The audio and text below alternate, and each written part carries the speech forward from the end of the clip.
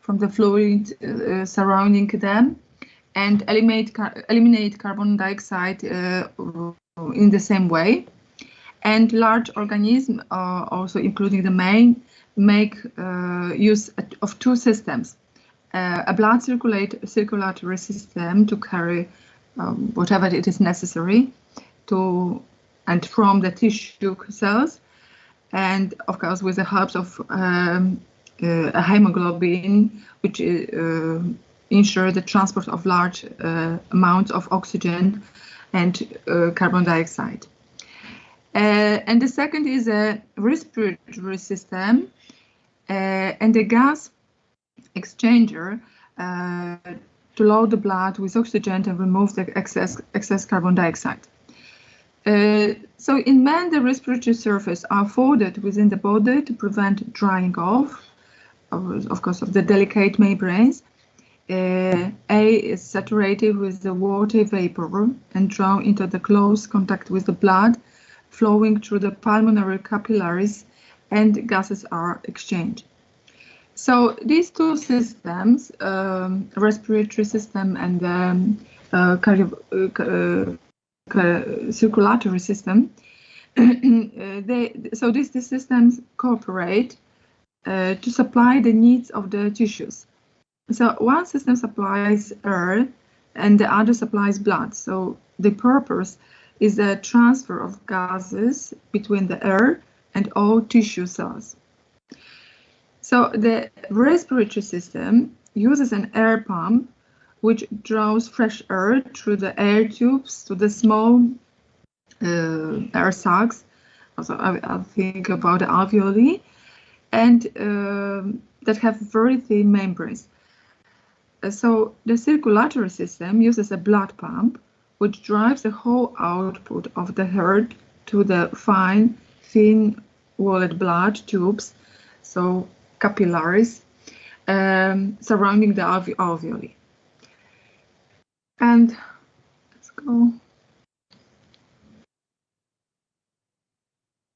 So the function of the respiratory system can be divided into the following: the ventilation and the mechanics of breathing, gas transfer and transport, and pulmonary circulation and control of breathing. The respiratory system is sometimes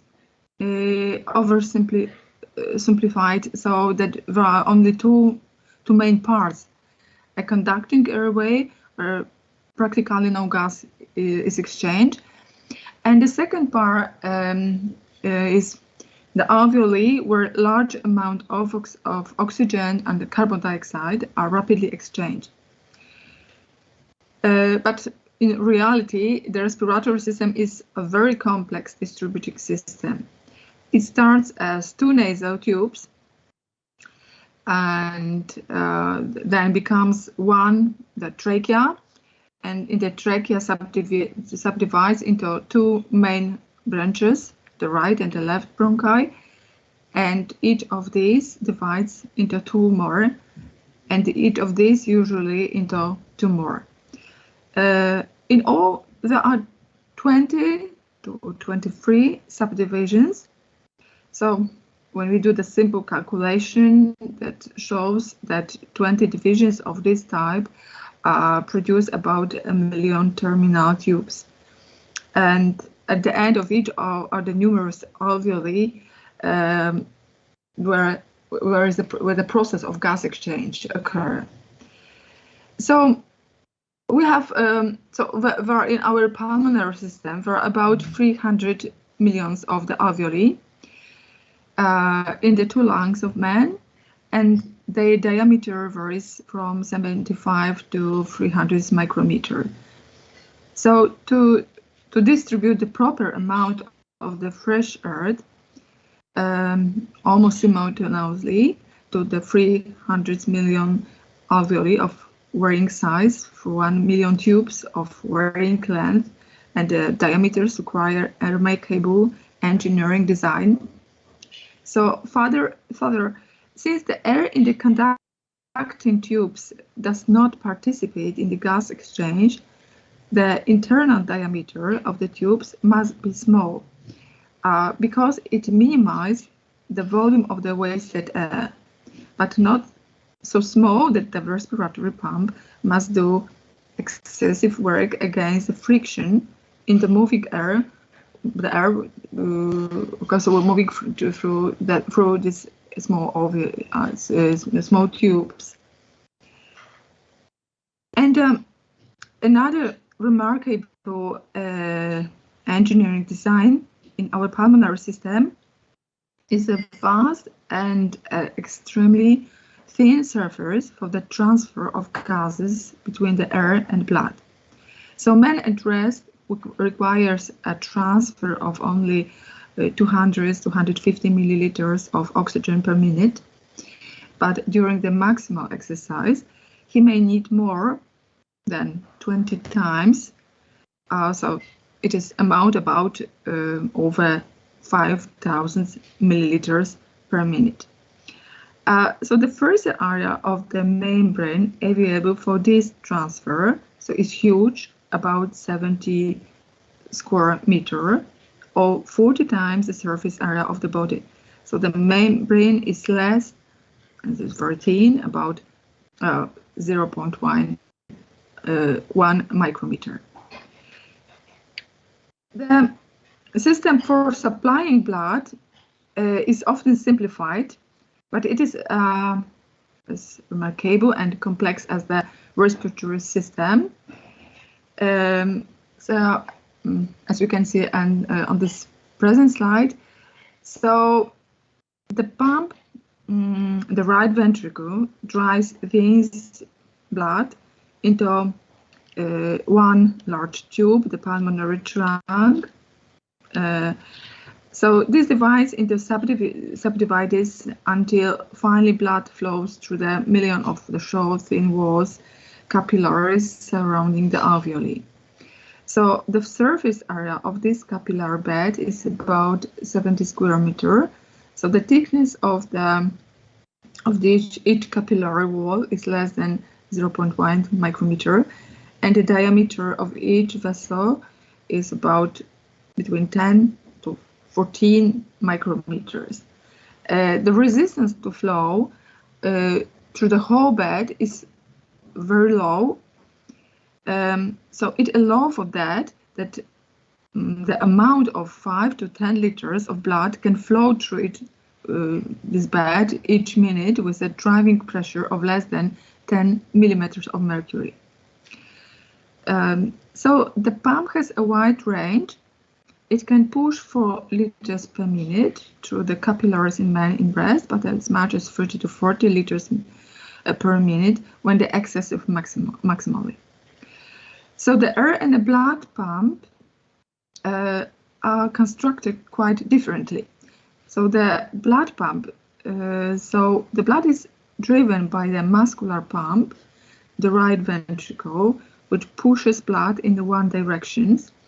The valves in this system prevent backflow of the blood in the circulatory system, and blood flows through a conducting system, pulmonary arteries, to the exchange system, so it's in capillaries, and the collecting system, so the pulmonary veins, into a second pump to the left ventricle for distribution to the body cells.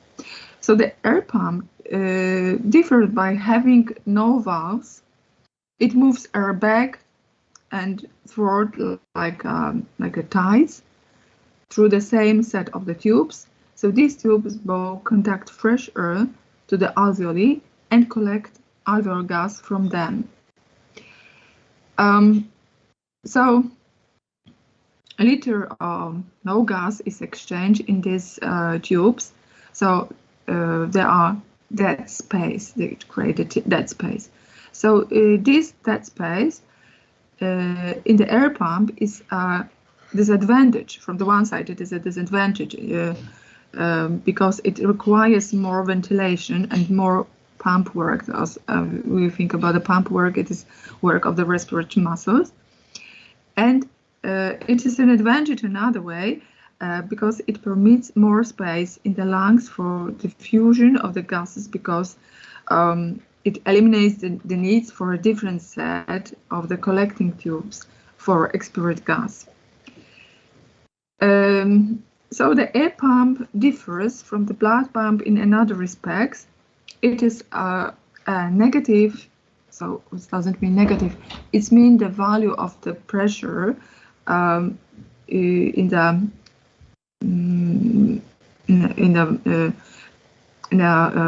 air pump is it's a negative. The value of this pressure is smaller than atmospheric pressure. It is a subatmospheric pressure. So rather than a positive as a pressure pump. So a positive pressure pump would compress the lung, push the alveolar gas out of the thorax, and then allow fresh air to enter during recoil.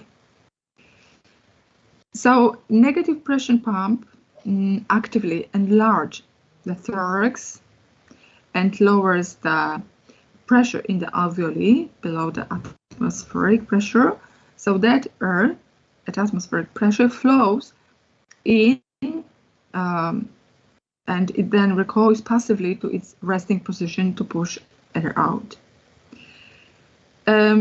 Physiologists usually think of the respiration system as the movement of the lungs, thorax, and the air, and the biochemist thinks of the respiration as the cellular process in the tissue that use oxygen and give off carbon dioxide. Some call the first process of external respiration, and the second is an internal respiration or tissue respiration. We will discuss on this first process, external respiration. So we shall discuss about exchange, the process involving exchange of the gases between air and the alveoli, and between the alveoli and the pulmonary capillary blood, and also between tissues, capillaries, and the tissue cells. And the process were connected with external, internal respiration. We are not concerned on it.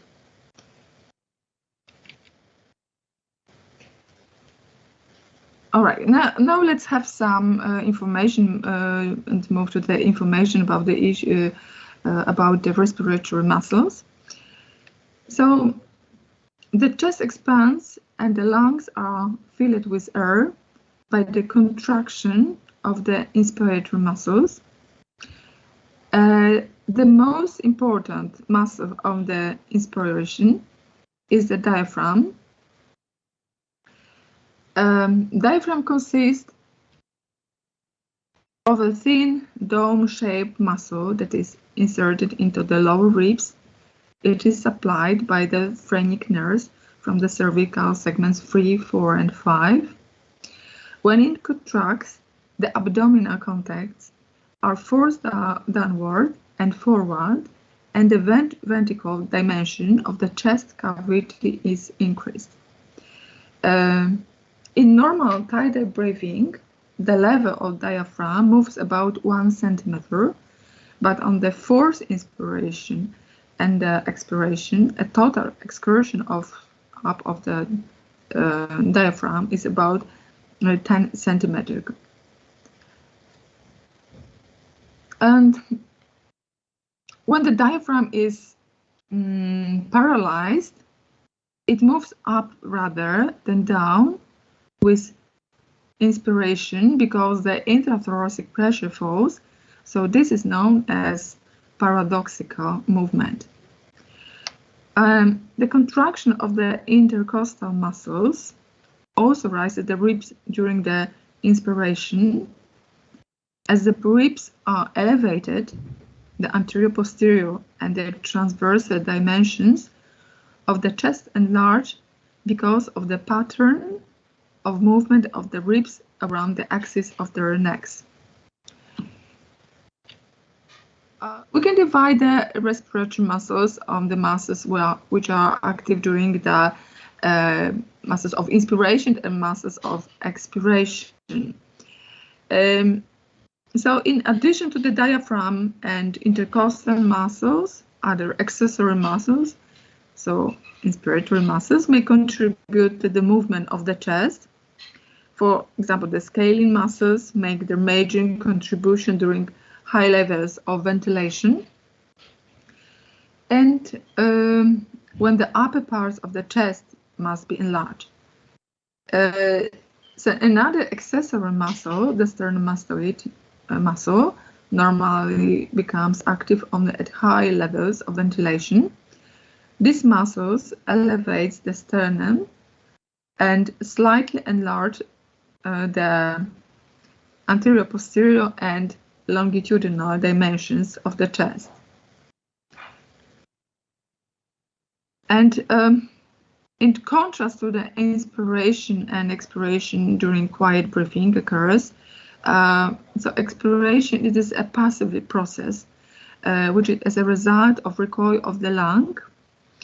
And however, expiration does become active at higher levels of ventilation during, for example, ventilation during the physical exercise, when you do the physical exercises. So during the situation when the movement of the air out of the lungs is impeded. So the most important muscles of expiration are those of the abdominal wall, and including the rectus abdominis, internal and external oblique muscles, and transversus abdominis. So when these muscles contract, intra-abdominal pressure is raised and the diaphragm is pushed upward. So these muscles also contract forcefully. So during such situation like coughing, vomiting, and defecation.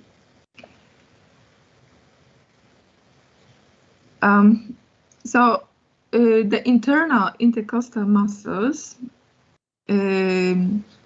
assist active expiration by pulling the ribs downward and inwards, so opposite to the action of the external intercostal muscles, so thus decreasing the thoracic volume.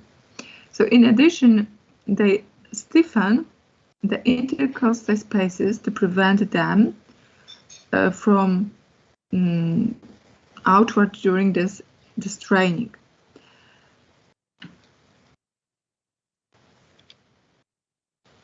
So the airways are the tubes that air flows through from the external environment to the alveoli and back.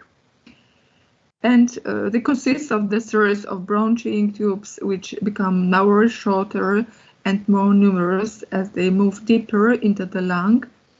And the respiratory tract is divided into the upper airway tract and the lower airway tract, also sometimes known as intrapulmonary, located intrapulmonary airways.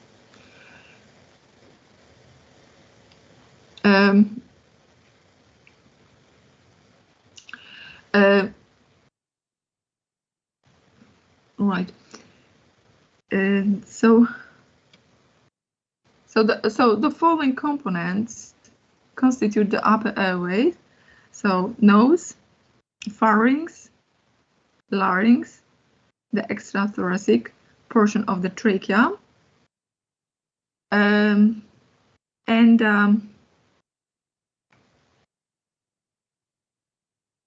so the main function of the upper airways and the bronchi is modification of the inspiratory air. So it is responsible for warming air to the body temperature. So the core body temperature does not change, and alveoli does not damaged by cold water. Cold air, and also the other functions is adding water vapor until the air reaches 100% on humidity. So it allows that epithelium does not dry out. And another main function is filtering out foreign materials like bacteria, virus, so do not reach the alveoli. The airways beyond the larynx can be divided into two zones: the conducting zone from the top of the trachea to the beginning of the respiratory bronchioles. So the gas exchange with the blood does not occur in this zone. And the second zone, the respiratory zone, from the respiratory bronchioles on down, contains alveoli and gas exchange occur. In this part of gas exchange occur. So the functions of the conducting zone is to warm and humidify inspired air and to distribute air to the deeper parts of the lungs, to serve as part of the body's defense system, so removal of dust, bacteria, and noxious gases from the lungs.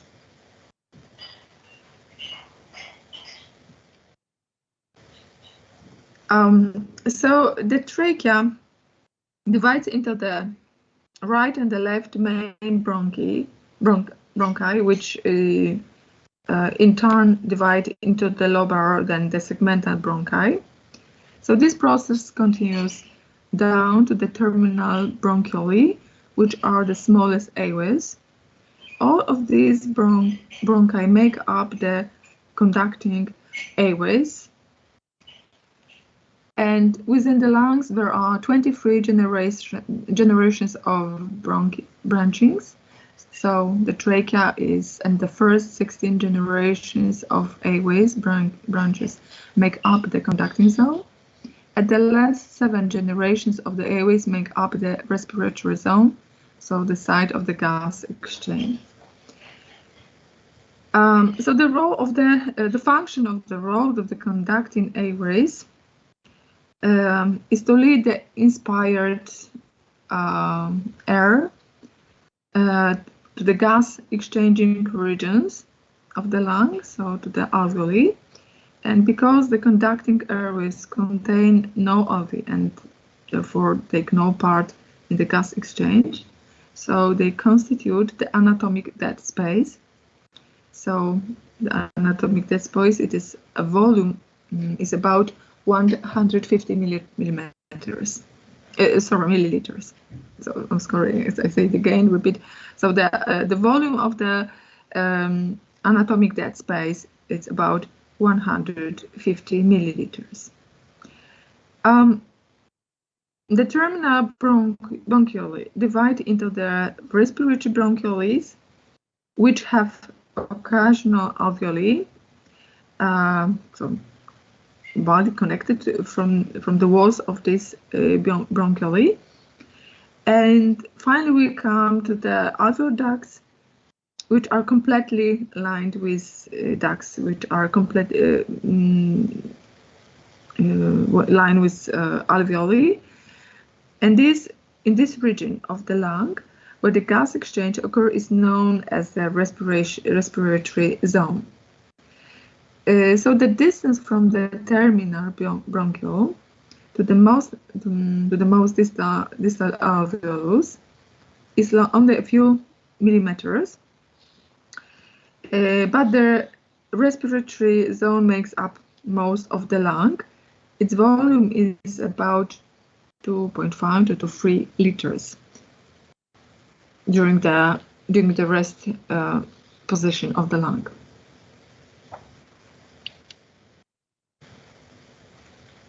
According to the distribution of cartilage, airways are divided into the bronchi at the bronchioles, and the generation from 1 to 4 contain a cartilage. The role of the cartilage is to prevent airway before the collapse under the changes during the negative pressure and positive pressure during which change this pressure during the breathing, during the airflow. And in trachea and main bronchi, the cartilage consists of the U-shaped rings, and in the lobar and segmental bronchi, there are small plates of cartilage, and the bronchioles do not contain cartilage. So the terminal and the respiratory bronchioles are suspended by the elastic tissue. The elasticity of the lung tissue helps keep these airways open.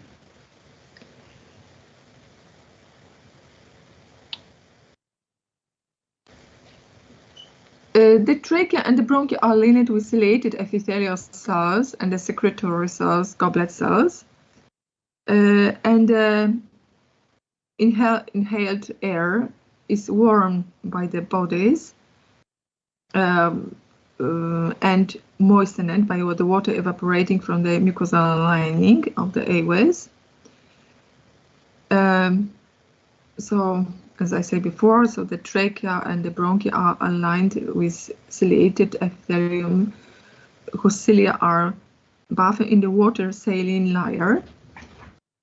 So the secretory cells secrete the mucus, which moistens the air and trap any particles of the dust or bacteria that have escaped the hairs of the nasal cavity. So the mucus in our airways is transported by the beating cilia toward to the mouth. So this process is termed the mucociliary escalator. So the saline is produced by the epithelial cells when the chlorine secreted in the lumen by apical ion channels.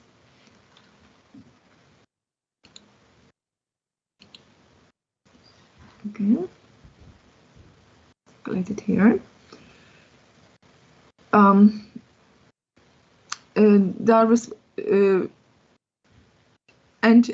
We can notice, and also we have a transport of the sodium into the lumen through the paracellular pathway.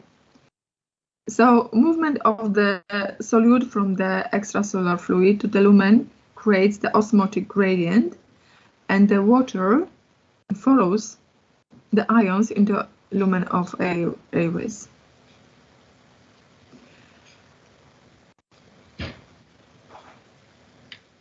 So this transport is connected with role of the CFTR channel transport, the cystic fibrosis transmembrane conductance regulator. When we have a problem with malfunction with cause of these channels that is connected with cystic fibrosis, it is because it is one of the ion channels found of the apical surface of this epithelium.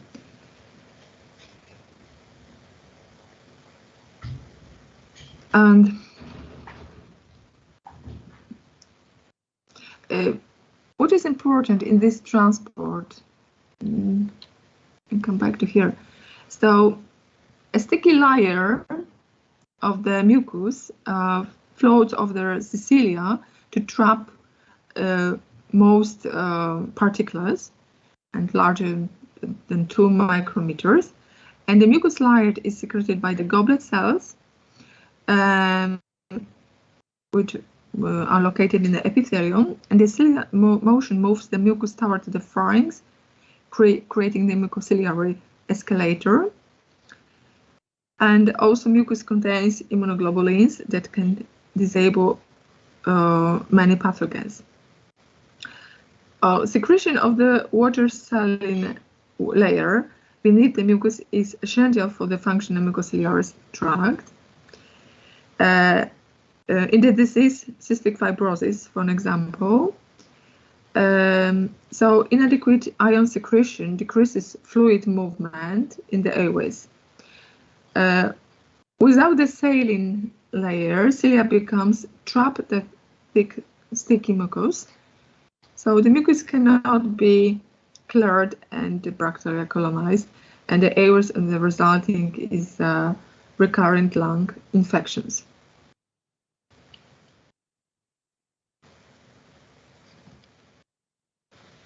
So the cystic fibrosis transmembrane conductance regulator are located in the apical ion channel in epithelial cells.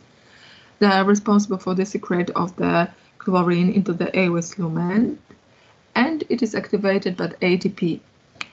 Now, the cystic fibrosis is a disease of exocrine glands affecting chloride and sodium transport. So it is impaired secretion.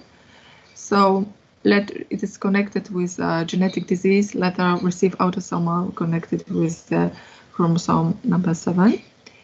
And mucus layers in this disease becomes thick and dehydrated. So the result is obstructing the airways, problem with the airflow limitations, the frequent lungs infections, and also high sodium concentration in the sweat. So ciliary activity can be also inhibited by many noxious agents. So reduction in ciliary activity may result in the lung infection or airway obstruction by the stationary mucus.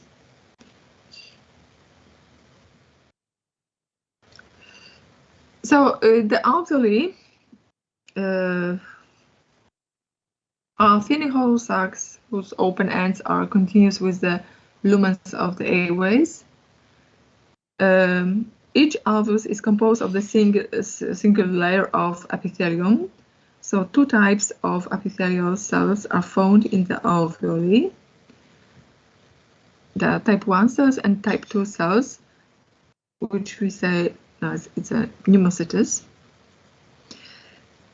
So the alveolar type 1 cells are small alveolar cells, and thicker type 2 cells. They produce the alveolar type 2 cells. They produce and secrete a chemical substance known as surfactant. Surfactant mixed with the thin fluid lining of the alveoli, and to aid lungs as they expand during the breathing. And type 2 cells also help minimize the amount of the fluid present in the alveoli by transporting solutes followed by water out of the alveolar air space. And besides these 2 types of the alveoli, we also are located, we can find the macrophages. The role of the macrophages, of course, is engulf and digest foreign substances inhaled into the alveoli.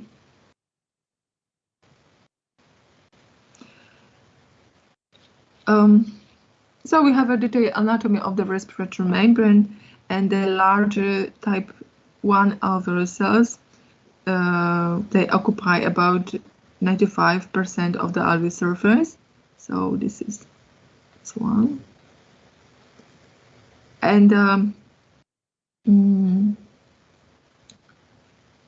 they are very thin, so that gases can diffuse rapidly through them. And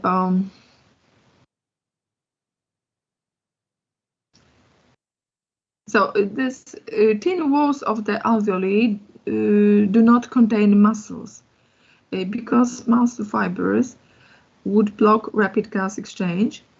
As a result of that, lung tissue itself cannot contract. So however, connective tissue between the alveolar epithelial cells contains many elastin and collagen fibers that create elastic recoil when the lung tissue is stretched. Right.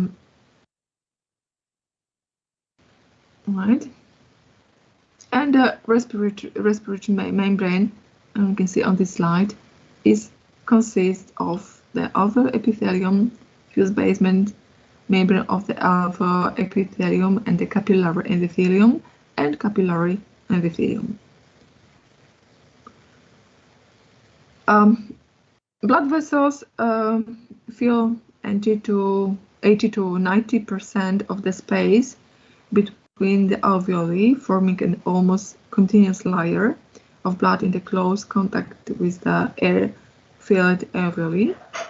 So this is essential for the rapid exchange of gases. All right. Let's go to the next slide. So here we have the bronchial tree,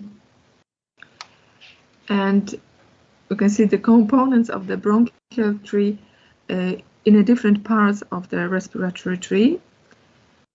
So we can notice that the epithelium, it's located in all parts of the bronchial tree. The goblet cells, ciliated cells, and the glands are located to the terminal or to the finish on the level of the segmental bronchus. Cartilage also it's finished to the level of segmental bronchus, and the smooth muscle and elastic fibers they are components of during the whole bronchial tree.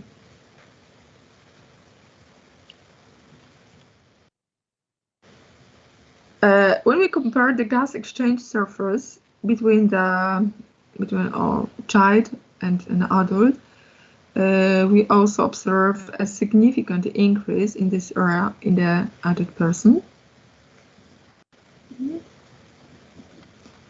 And despite the same number of alveoli, so the number of alveoli is greater in these groups of the child and the adult when we compare with the newborn, but the surface of our alveoli is much greater in the adult person than in the child.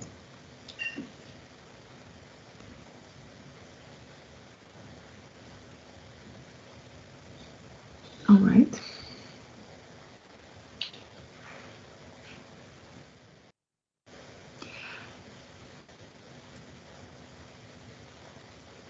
Okay, now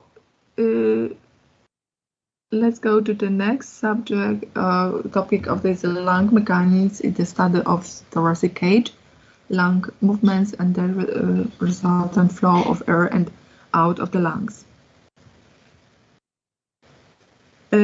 So respiratory airflow is very similar in many respects to the blood flow in the cardiovascular system because both air and the blood are fluids. So the primary difference is that the blood is a non-compressible liquid, but air is a compressible mixture of the gases. So we can notice a difference connected with that in our next topic, connected with the lung mechanics. So let's start from the definition. So pressure is the pressure, volume, and the flow. The pressure is the force per unit area acting against a surface. So for gases, pressure is generated by the constant random movement of the gas molecules, and volume in the lung mechanics represent a quantity of air, and the flow is volume per time, so the volume of air that flows past a given point in a specified time of period.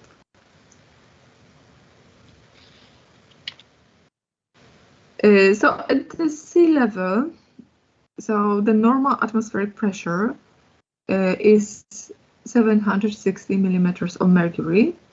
So the atmosphere surrounding the Earth is a mixture of the gases and the water vapor. So Dalton's law states that the total pressure exerted by the mixture of gases is the sum of the pressures exerted by the individual gases.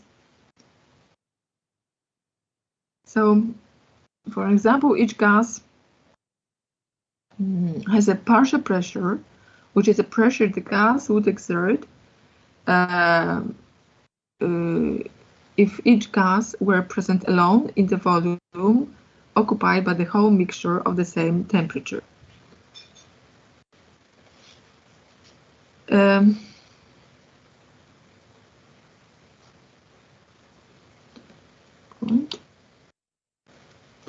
So for an example, the partial pressure of oxygen is determined as a barometric pressure and fractional concentration of oxygen, and the partial pressure exerted by oxygen at sea level, the value is 160 millimeters of mercury.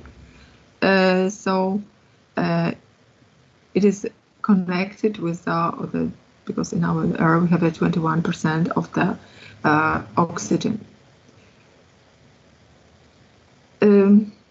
So because in a dry air and an atmospheric pressure is the value of the atmospheric pressure 760 millimeters of mercury, and it is 78% of the total pressure, so it's due to nitrogen, and 21% to oxygen, and so on.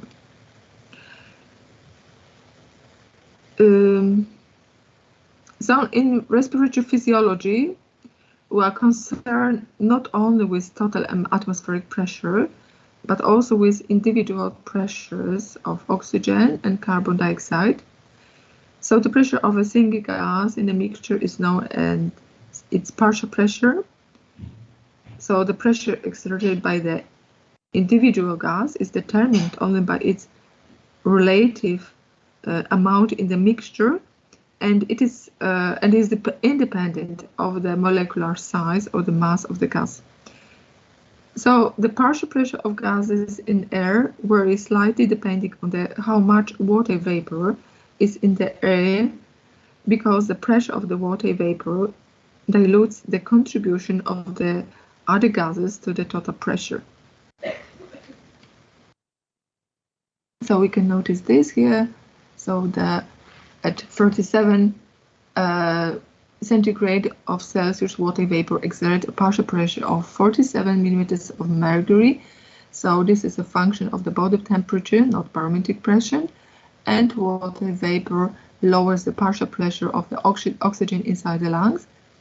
So the dry gas pressure in the trachea is 730 millimeters of mercury, and oxygen pressure is 150 millimeters of mercury.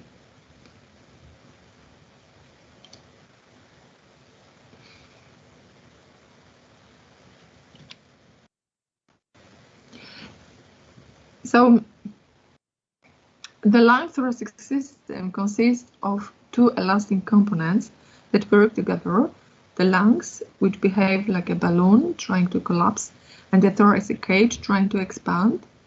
So the following three important pressures influence the elastic properties of these two components.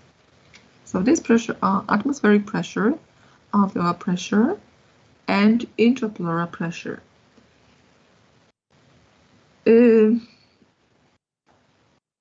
The atmospheric pressure, also known as barometric pressure, is the pressure of the air surrounding the body, and at the sea level, the value of this pressure is 760 millimeters of mercury.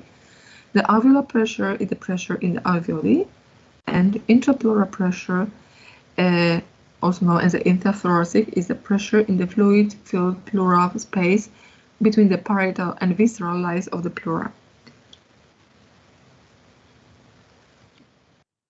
So the reference pressure.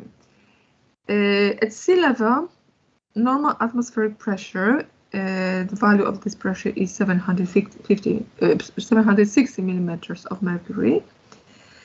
However, in this course, we follow the convention of the designation atmospheric pressure as 0 millimeters of mercury. Because atmospheric pressure varies with altitude, and because very few people live exactly at the sea level, so this convention allows us to compare pressure difference that occur during ventilation without correcting for altitude. So atmospheric pressure in pulmonary physiology is assigned a value of 0. So any pressure less than atmospheric pressure is then negative, and any pressure greater is positive.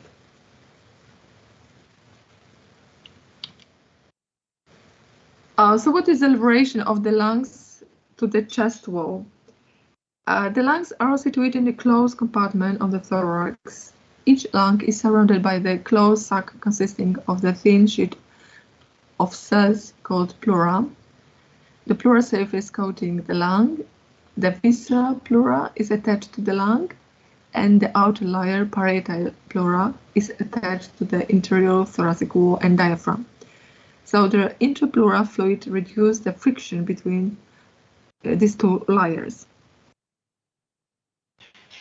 So the ventilation requires that the lungs, which are unable to expand and contract on their own, move in association with the expansion and relaxation of the thorax.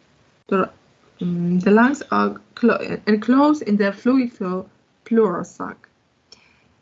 The surface of the lungs is covered with the visceral pleura, and the portion of the sac that lines the thoracic cavity is called the parietal pleura. And the cohesive forces exerted by the fluid between the two pleural membranes cause the stretable lung to adhere to the thoracic cage. When the thoracic cage moves during the breathing, the lungs move with it. So elastic recoil of the lungs is a tendency of an elastic structure to oppose stretching. Even at rest, the lung contains air, and its natural tendency is to collapse because of the elastic recoil.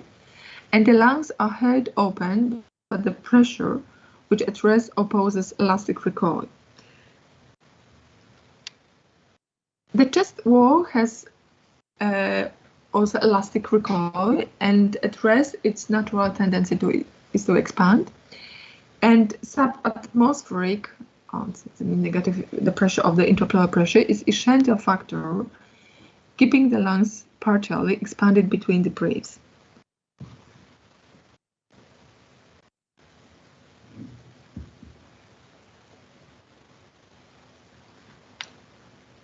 Right, let's go to the next slide. So the elastic recoil of both of the lung and the chest wall creates the subatmospheric intrapleural pressure, so that keeps them from the moving apart. So the intrapleural pressure in the fluid between the pleural membranes in normal and subatmospheric. So this subatmospheric pressure arises during fetal development, when the thoracic cage with pleural membrane grows more rapidly than the lung with the associated pleural membrane. And the two pleural membranes are held together by the pleural fluid bond, and so the elastic lungs are forced to the stretch to conform to the larger volume of the thoracic cavity. So at the same time, however, elastic recoil of the lungs creates an inwardly directed force that tries to pull the lungs away from the chest wall, and the combination of the outward pull of the thoracic cage and inward recoil of the elastic lungs creates a subatmospheric intrapleural pressure, which the value is about -3 millimeters of mercury.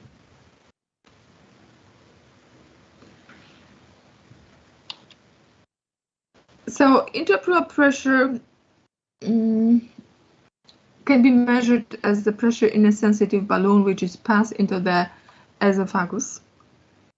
And the esophagus transverses the intrapleural pressure. And the next topic is the ventilation exchange. It is exchange of the air between the atmosphere and alveoli.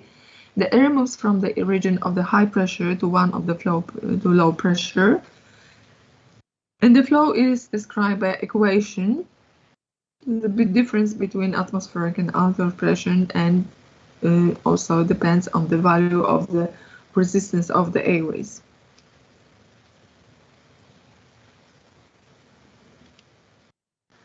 So according to the Boyle's law, air moves into and out of the lungs because the alveolar pressure is made at the alternate less and greater than atmospheric pressure. So alveolar pressure changes are caused by changes in the dimensions of the chest wall and lungs. So these changes are described by Boyle's law. And the relation between the pressure exerted by the constant number of gas molecules at constant temperature is inversely proportional to the volume of a container. And an increase in the volume of the container decreases the pressure of the gas, whereas decreases in container volume increases the pressure.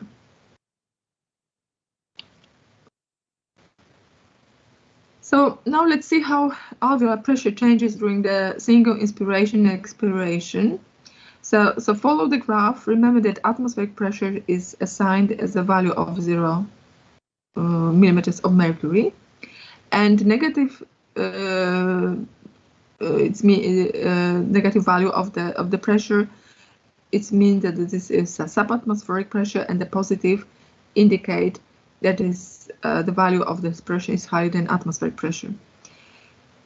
So in a brief pause between the breaths in this point and also in this point between the inspiration and expiration, the alveolar pressure is equal to atmospheric pressure, and the value of the alveolar pressure is 0 millimeters of mercury in this point and also in this point. So where the pressure are equal, so we can notice on this chart, then there is no airflow, as the pressure in the alveoli is equal to the atmospheric. The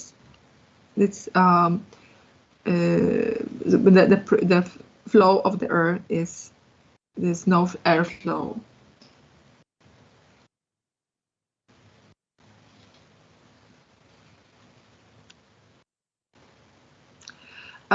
Suppose we measure the pressure in the intrapleural pressure, so this is this pressure, and in alveolar spaces during the breathing.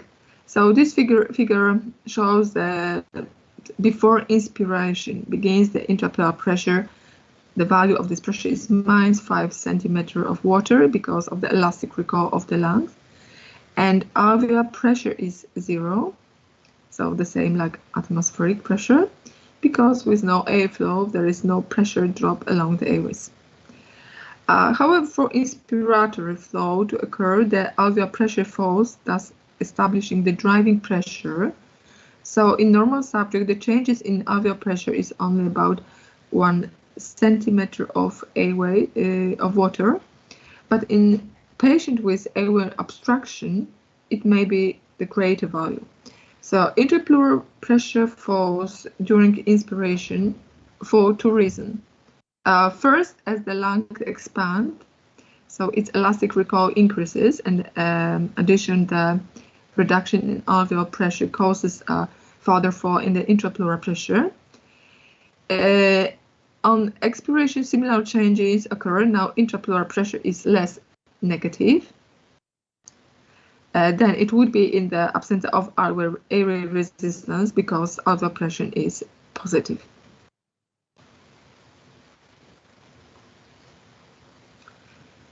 As inspiration begins, inspiratory muscle contract and thoracic volume increases.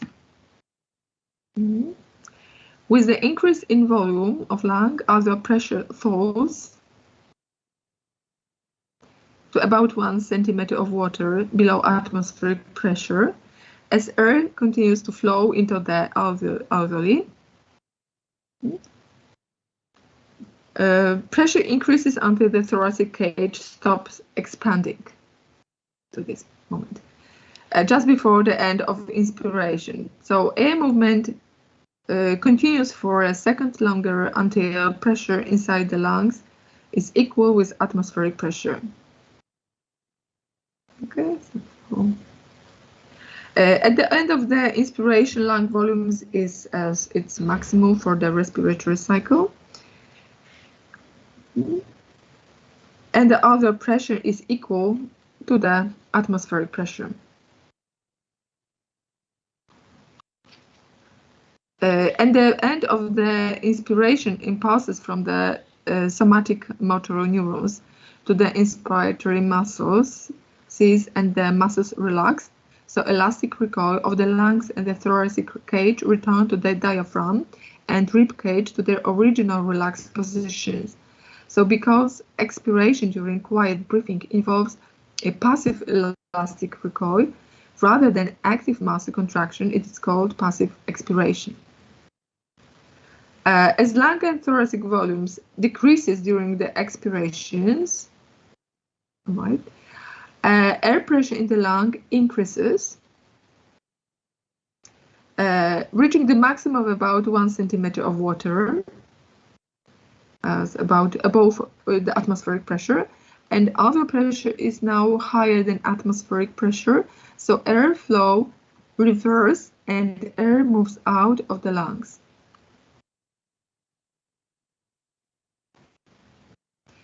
And the end of the expiration, in this point, so air movement ceases when the alveolar pressure is again equal to the atmospheric pressure. Lung volume reaches its minimum for the respiratory cycle, and this point the respiratory cycle has ended and is ready to begin again with the next breath. So the pressure difference shown in this figure apply to quiet breathing.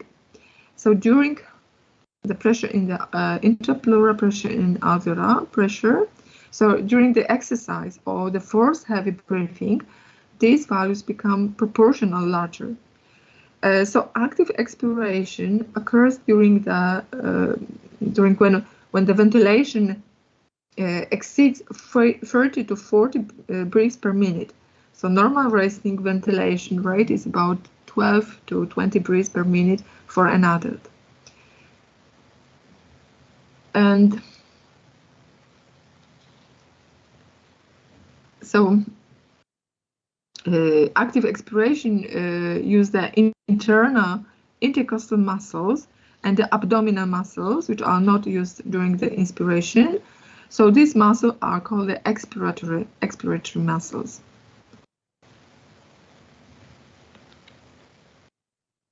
So next information is about the transpulmonary pressure. So lungs are passive elastic structures. So the volume depends on two factors: the difference in the pressure between the inside and outside of the lung, the transpulmonary pressure, and how stretchable the lungs are, which determines how much they expand for a given change in the transpulmonary pressure.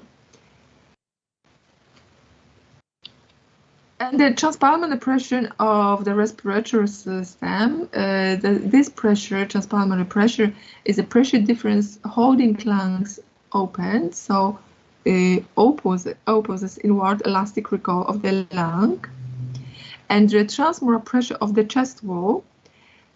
So this pressure difference is holding the chest wall in, so opposes outward elastic recall of the chest wall. So what happens to when the subatmospheric intrapleural pressure, if in a pleural opening is made? When we have such situation, we have when atmospheric pressure.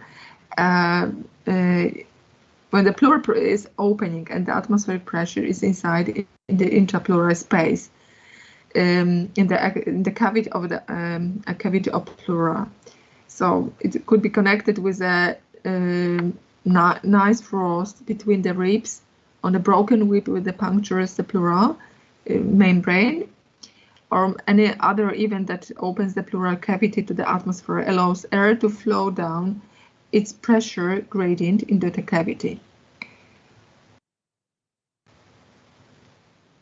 So this condition is called pneumothorax and results in a collapsed lungs that is unable to function normally. And pneumothorax can also occur spontaneously as a result of congenital bleb or weakened lungs tissue or ruptures, allowing air from inside the lung to enter the pleural cavity. Correcting of the pneumothorax has two components. So the removing as much air from the pleura cavity as possible with a suction pump and the sealing the whole of the prevent more air from the entering. So any air remaining in the cavity is gradually absorbed into the blood, restoring the pleural fluid and reinflating the lung.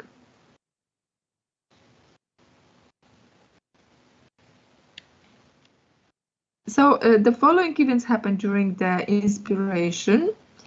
The diaphragm and respiratory intercostal muscles contract, the thorax expands, intrapleural pressure becomes more subatmospheric, the transpulmonary pressure increase, lungs expand, alveolar pressure becomes subatmospheric, and air flows into the alveoli. And the following events happen during the expiration. So the diaphragm and the inspiratory intercostal muscles stop contraction, the chest wall recoils inward, the intrapleural pressure moves back toward the pre-inspiration value, the transpulmonary pressure moves back toward pre-inspiration value, and lungs recoil toward the pre-inspiration size, and air in the alveoli becomes compressed, and alveolar pressure becomes greater than atmospheric pressure. So as a result of this event, the air flows out of lungs.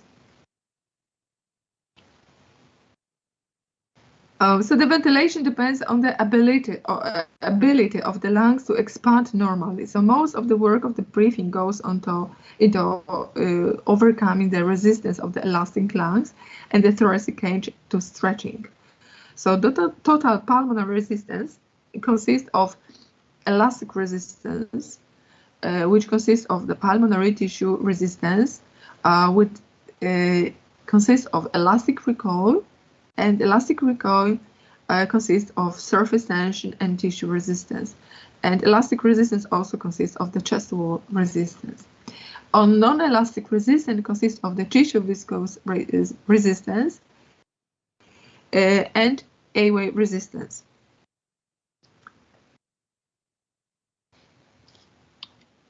So the tissue viscous resistance is a result of the friction, and airway resistance is resistant to the movement of the air in the air passage.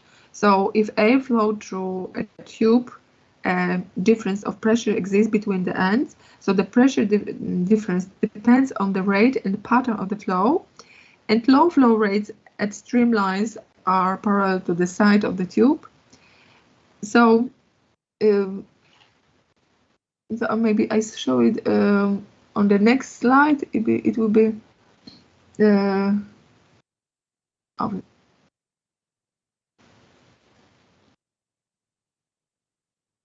you can see this on these slides. So at low flow rates, the streamlines are parallel to the side of the tube. So this is known as the laminar flow. So as the flow rate is increased, so diverse special and the branches. So here separation of the streamlines from the wall may occur with formation of the local eddies. So this is known as a transitional flow. At still higher flow rates, complete disorganized of the stream like a scene with the turbulent flow.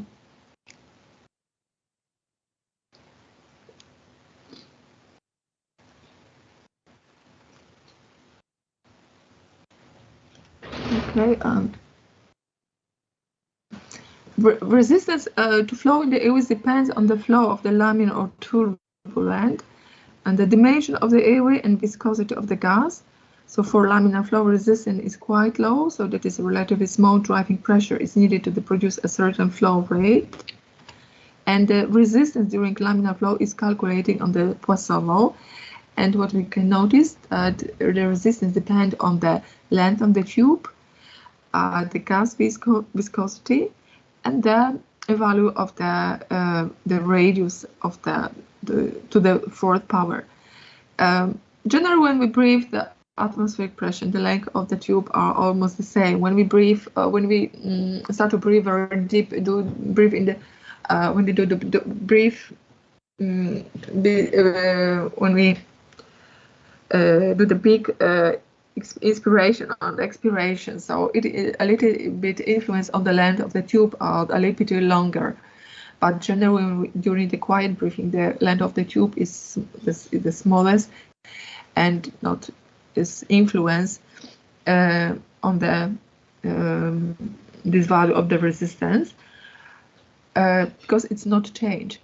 And also the gas viscosity is also the same when we're breathing the atmospheric pressure. So the value which could influence on the resistance generally is the main important is the radius of our airways.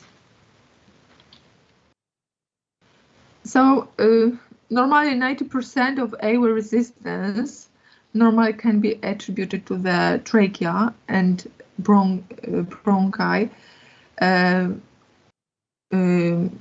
rigid because the structures with the smallest total cross-sectional area, and because these structures are supported by cartilage and they diameter normally do not change and their resistance to airflow is constant. So bronchioles normally do not contribute significantly to airway resistance because the total cross-sectional area is about 2,000 times that of the trachea. So because of the bronchioles are collapsible tubes, however, a decreases in the diameter can suddenly turn them into a significant source of the airway resistance. So airway resistance decreases as lung volume increases because the airways distend as the lungs inflate and the wider airways have lower resistance. The resistance of the upper airways is about half that of the entire respiratory system. The air resistance when breathing through the nose is to 2 to 3 times greater than obtained by breathing through the mouth. With the high pulmonary ventilation during heavy exercise, the resistance is increased, and the airway resistance can be doubled by bronchial smooth muscle contraction or reduces to half the normal resistance by bronchodilation. So bronchial smooth muscles are under neurohormonal control of sympathetic and parasympathetic stimulations. So the bronchioles are subject to reflex, and the primary neural control comes from parasympathetic neurons that cause bronchoconstriction, a reflex designed to protect the lower respiratory tract from the inhaled irritants. And the parasympathetic nerves in the smooth muscles of the airways, and this release acetylcholine, which acts on the muscarinic receptors, makes the smooth muscle contract, narrowing the airways and increasing airway resistance. So this process is called bronchoconstriction. There are probably no sympathetic nerves in the airway smooth muscles, however, are beta-2 adrenal receptors on the smooth muscle cells. So these are activated by adrenaline. Adrenaline causes the smooth muscles to relax, widening the airways and decreasing airway resistance. So this is known as bronchodilation.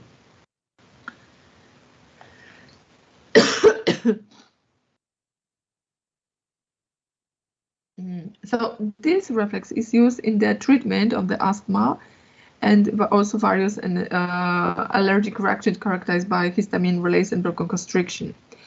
And histamine is a paracrine that acts as a powerful bronchoconstrictor. This chemical is released by mast cells in response to either tissue damage or allergic reactions. Yeah, okay. Oh, allergic reactions. So in severe allergic reactions, large amounts of histamine may lead to widespread bronchoconstriction and difficult breathing. Sorry, somebody was talking, so I couldn't hear, but shall I finish my lecture? Oh, I have my time. Okay, so I think I have still time. Yeah. Okay. So Most of the tissue resistance is offered by elastic forces, so the collagen elastin fibers, which are presented in the alveolar walls and surround the bronchioles and pulmonary capillaries, also contribute to the resistance when a volume change occurs. So thanks to the soft, flexible tissue of the lungs, the resistance is low, and of the total pulmonary resistance, only about 20% is a tissue resistant, and 80% is airway resistant. And elastic behavior of the lungs depends also on the surface tension of the liquid film lining the alveoli. The attractive forces between molecules of the liquid film are stronger than those between the liquid and the gas in the alveoli. So consequently, the area of the surface film shrinks. The alveolar surface tension is similar to the surface tension that exists in a spherical bubble. The surface tension created by the thin film of the fluid is directed toward the center of the bubble and creates pressure in the interior of the bubble. So the law of the Laplace, so here it's law, according to this law, is an expression of this pressure. So it states that the pressure inside bubble formed by the fluid filling is a function of the two factors, the surface tension and the fluid and the radius of the bubble. So notice that if two bubbles have a different diameter, but are formed by fluids with the same surface tension, the pressure inside the smaller bubble is greater than the pressure inside the bigger one. And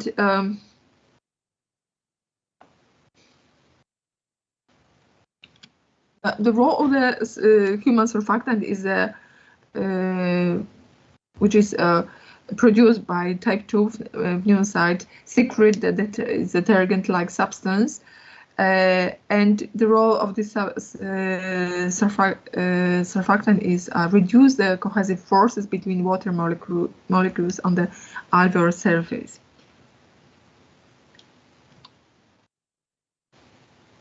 So the human surfactant is a mixture containing proteins and phospholipids, which are secreted into the alveoli space by type 2 cells.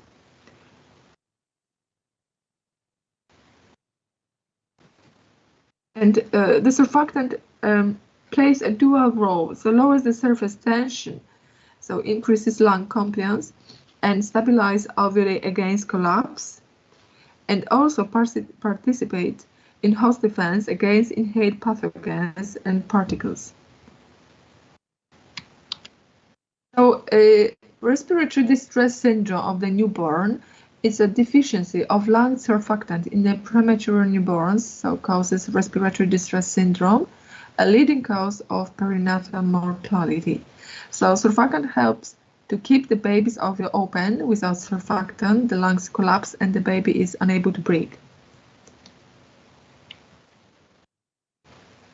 So normally surfactant synthesis begins about the 25th week of fetal development under the influence of various hormones. So the production usually reaches adequate levels by the 34th week, about 6 weeks before the normal delivery. So babies who are born prematurely, like this baby,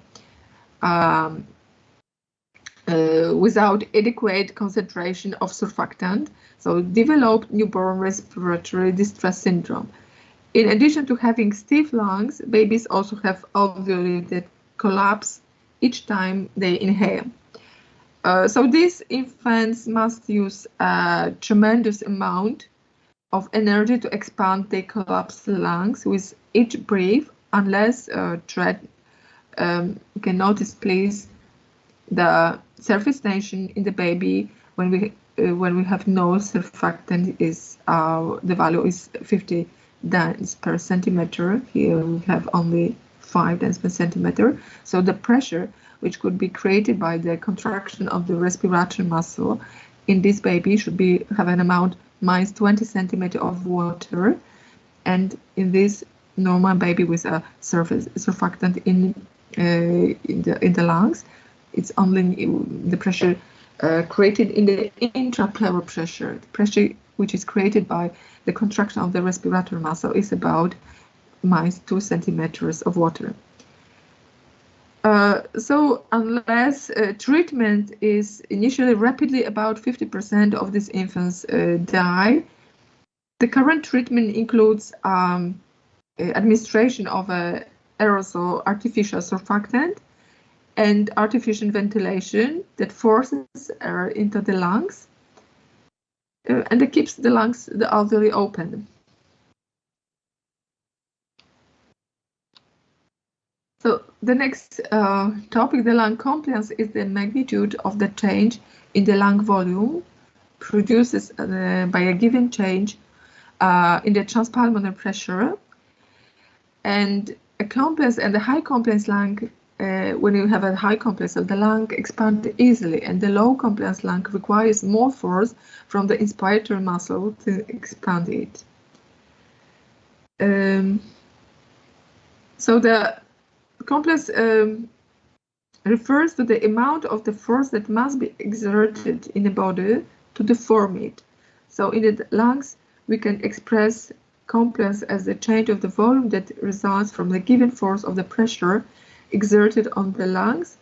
So, as I said before, the high compliance lungs stretches easily. And a low compliance lung requires more force from the inspiratory muscles to stretch it. The compliance is also reciprocal of elastance, so elastic recoil, and it is the ability to resist being deformed. So elastance also refers to the ability of the body to return to its original shape when a deforming force is removed. So a lung that stretches easily, so during the high compliance, has probably lost its elastic tissue and will not return to its resting volume when the stretching forces is released. So emphysema is a disease in which the elastin fibers, normal and found in the lung tissue, are destroyed. So destruction of these elastin fibers results in lungs that exhibit the high compliance and stretch easily during inspiration. However, these lungs also have decreased elastance, so they do not have recoil to the resting position during the expiration.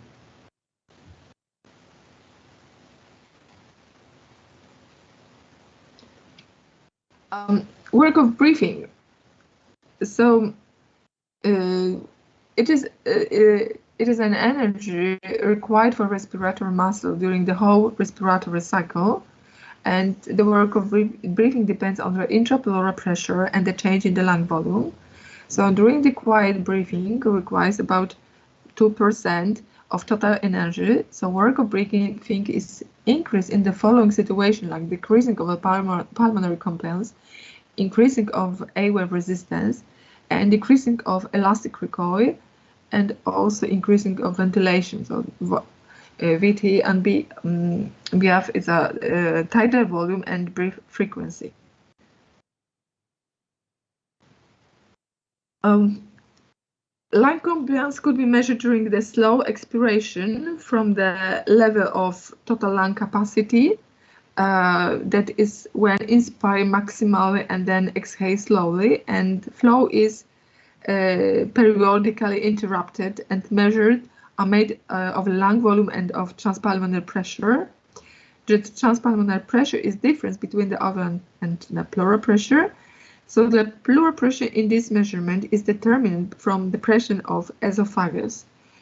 So since there is no airway alveolar pressure, some of the pressure is airway opening.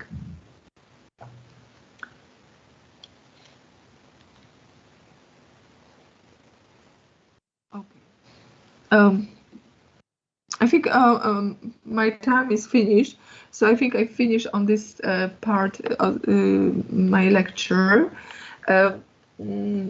I sent you some slides. It will be, I think, would be useful for you to prepare to the exercises, or also later to study this part of the respiratory system. Okay, thank you very much for attention, and goodbye. Thank you. Bye. Thank you. Thank you. Thank you.